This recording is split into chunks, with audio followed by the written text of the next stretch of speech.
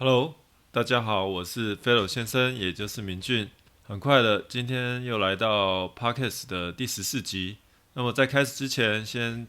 介绍一下 Fellow 先生的，也就是明俊的社群是官网是 fellowsglobal.com，fellowsglobal.com，也就是Fellows 创新幸福工作学内容社群。然后粉专是Fellows 品牌创业者的商业解析站。来到这边就可以听到 Fellow 先生也就是明俊的每周 Podcast， 看到每周的梗图文，看到每周的补给包文章，看到能够找到 Fellow 先生也就是明俊的联络方式，来向 Fellow 先生也就是明俊顾问咨询。那么现在菲尔先生，也就是明俊的最后一位员工，已经在2021年10月7号的时候带薪休假，在2021年10月25号的时候正式的离职。现在只有菲尔先生，也就是明俊负责人一个人在经营所有的社群，没有秘书，没有研发人员，没有美工人员，没有行销人员，没有业务人员。所以如果有切身相关的问题，想要向菲尔先生，也就是明俊顾问咨询的话，一定要确认是 Fellow 先生，也就是明俊本人，才可以得到最优质的咨询服务。那 Fellow 先生，也就是明俊，开放每周一到周五的下午3点到6点，可以预约或咨询。那么会在听到提问之后，先判断自己有没有能力可以帮得上忙。如果有能力可以帮得上忙的话，才会要求付费。所以贝尔先生，也就是明俊，一定会尽最大努力从旁协助，来用创新的方式来帮助咨询者找到最适合自己解决问题的方向和方法。所以尽管的可以向贝尔先生，也就是明俊提问。那么今天Podcast 要讨论什么呢？我们可以先这次是贝尔先生想要也就是明俊想要从服务的环节来谈品牌的经营。那么之前贝尔先生的文章也有写到，体验是让品牌形象擦亮最好的方法。那为什么呢？贝尔先生可以举一个例子，譬如说，之前曾经想要在一个3C 的零售店买电子表，但其实那时候对电子表没有很有研究，所以想要问店员要怎么来可以得到一些资讯来做选择，但当时的店员是基本上是一问三不知，而且还希望菲尔先生可以去上网找答案。那这样子的话，菲尔先生也就无从比较了，所以反而对买电子表打退了堂鼓。然后在失望之余之后就不到万不得已就不会再去那一家3星的零售店了。所以如果要有一个好的体验的话，其实是因为带给顾客好的感受，让顾客会想要一再的光顾，并且传递口碑，让其他人都可以慕名而来。那其实如果那个时候那个店员能够给一些在 Fellow 先生，也就是明俊，在想要挑电子表的时候，在从那种无助的情境底下，能够给 Fellow 先生，也就是明俊一些意见，甚至推荐一些他觉得适合 Fellow 先生，也就是明俊需求的电子表的话，那解决了这个问题，那是不是那时候如果菲尔先生，也就是明俊感受好的话，是不是反而会一再的光顾，而且如果身边的人有需要买电子表的话，也会介绍去那一家询问看看呢？所以那菲尔先生觉得其中商店最基本的服务是要做到可以传递产品的价值。那服务人员必须要能够了解各个商品的适用对象，并且和用途，并且推荐适合的给这位顾客。那这边所说的这个用途，之前其实也有讲到，并不是指产品的规格或功能，而是在某种情境下可以达到什么样的效果，什么样的进步。譬如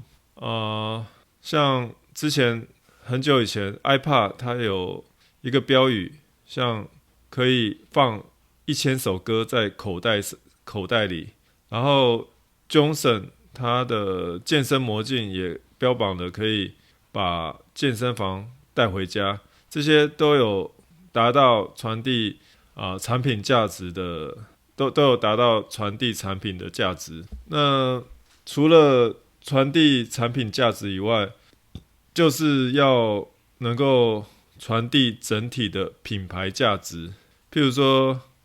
迪士尼就是想要带给大家欢笑，然后 Amazon Go 就是让大家在结账的时候不用再排队，然后全国电子的就甘心，其实就是代表它的售后服务很完备，不用担心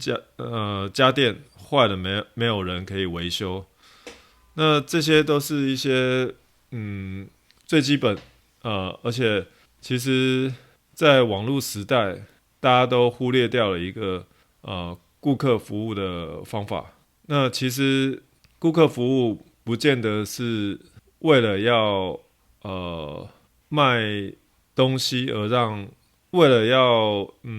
其实顾客服务并不是只是为了要有好的产品销售，而是可以跟顾客建立一个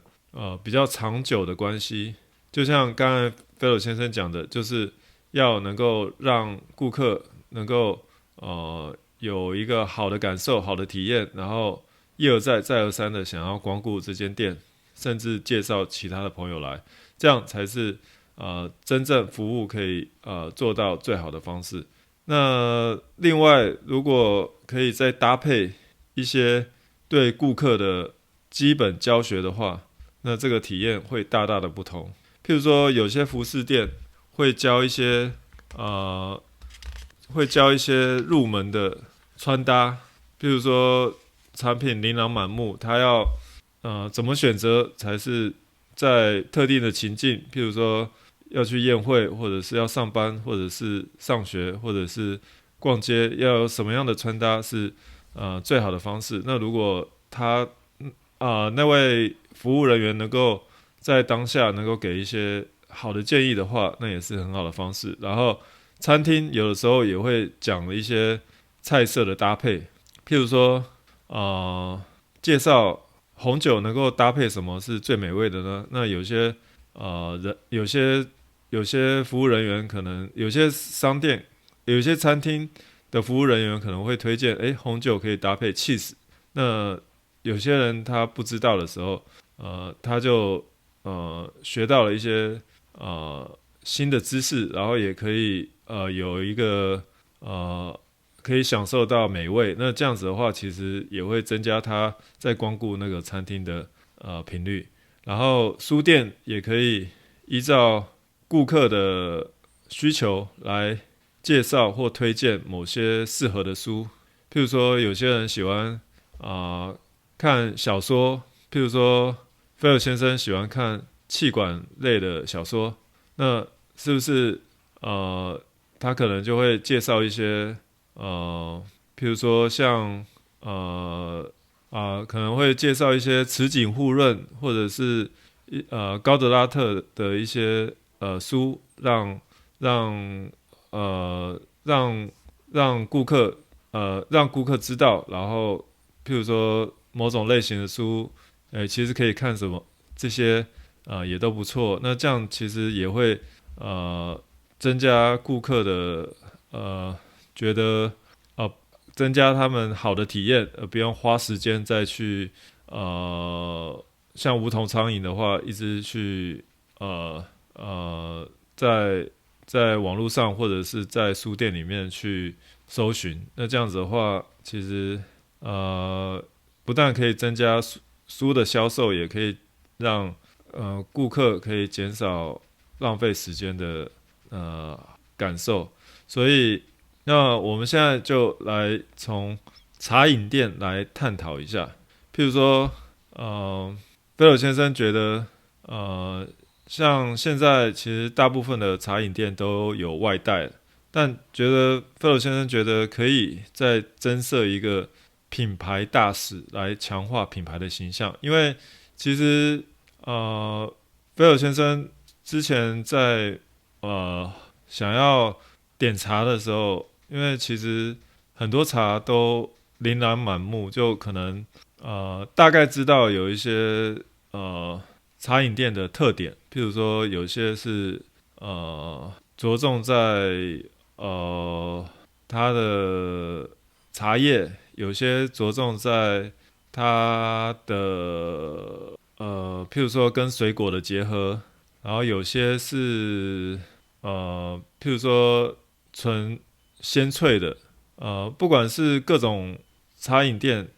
其实他们的产品都是琳琅满目，但是大概也只有一些些微的差异，其实不太能够感受到这间品牌的想要传递的价值是什么。所以菲尔先生觉得可以呃呃再增加一个品牌大使的人手来强化品牌形象。像有些店都会有附带的茶饮的零售店，可以让顾客在闲逛的时候可以讲述一些茶叶的入门的知识，可以让顾客也可以了解顾客对茶的需求是什么，然后再做推荐。譬如说，菲尔先生以前晚上如果喝某些茶的话，可能会睡不着觉，那其实非常喜欢品尝茶。那有没有什么可以晚上的时候可以喝的？那其实这些都可以特别的需求，有的时候这些品牌大使可以在对谈的时候就可以了解到，然后可以就近的推荐一些适合的茶叶给他们喝这样子。然后如果没有实体店的话，没有实体零售店的话，譬如说有些茶饮店他们没有附带的实体零售店的话，那可以安排在他们在尖峰的时段，可以安排一个品牌大使在人龙中去询问对顾客对茶的需求，跟他们聊一聊，并且做一些产品的教学，还有新品的推荐，以及传递品牌的价值。这样的话，其实有一些人，有一些饮料店，其实他们对某些做法是很坚持的。然后，譬如说，有些是想要让种水果的小农能够过得更舒适一点，然后想要将各个小农的水果推荐给大家。那有些人是强调茶叶的文化，然后有什么是台湾特色的茶叶，适合台湾人喝。那么有的甚至是想要带给大家呃一种茶道，一种匠人的精神。那这样子的话，其实每一种连锁店，他们都会有自己的品牌。那么其实这样子的话，也可以让品牌大使在排队的人龙里面，可以跟他们聊一聊，然后了解他们需求，推荐一些新品，然后传递品牌的价值，然后也可以让这些资讯可以作为茶饮连锁店他们研发的一个研发产品的一个方向，然后排队的人也比较不会心浮气躁。那么如果没有在尖峰时段的时候，平常也可以做一些社群的经营，也可以借由网络来传递品牌价值。所以，但是千万不要用佣金制，因为这样反而会沦为对顾客的推销，而不是传递品牌价值，这样反而会伤害品牌形象。所以那这样子的品牌大使一定要兼顾很多，像如果茶饮店的话，一定要兼顾对产品的深刻的了解，然后也要能够大方的跟顾客聊天，然后对品牌的理念也非常的了解，然后也可以等于说对茶叶的专业了解，对品牌的理念了解，然后也要能够勇于接触人群，这样子的人就是最适合来当品牌大使的人。所以如果能够把顾客体验的环节兼顾到了，品牌形象也就成功了一半。这也是为什么很多电商想要开实体店的原因，这样真的可以大大的提升品牌的形象。所以菲尔先生建议，如果在经营商店的时候，可以先想想自己的商店想要传递的品牌价值是什么先有一个起头，那这样子等于说一切的努力都是为了传递这样子的品牌价值的话，其实这样子的话，其实等于说可以很容易的跟顾客建立可以找到一些认同理念的一些顾客，然后当然产品当然是要能够，应该说如果借由品牌大使的话，先有一个品牌价值，然后找到一个品牌的大使去传递给顾客，然后就会找到一些认同的顾客。那么除了得到一些顾客他们的需求的资讯，可以让产品越来越好以外，也可以让认同理念的顾客把口碑传递出去，然后跟他们建立好关系，让他们一而再再而三的光顾这间店。所以有的时候一个小改变就可以创造很大的品牌价值。那么今天菲尔先生的 Podcast 就告一段落，然后再次的介绍一下菲尔先生的社群是 fellowsglobal.com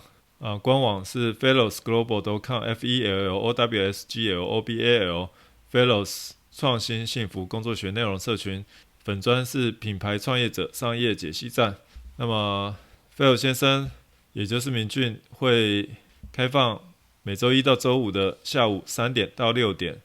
接受预约或咨询。那么听到提问之后才会先判断自己有没有能力可以帮得上忙，如果能够帮得上忙的话才会要求付费。那么菲尔先生也就是明俊一定会尽最大的努力从旁协助，用创新的方法来帮助咨询者找到适合自己解决问题的方向和方法。所以大家尽管的向菲尔先生也就是明俊顾问咨询。所以今天的 Podcast 就到此结束，谢谢大家。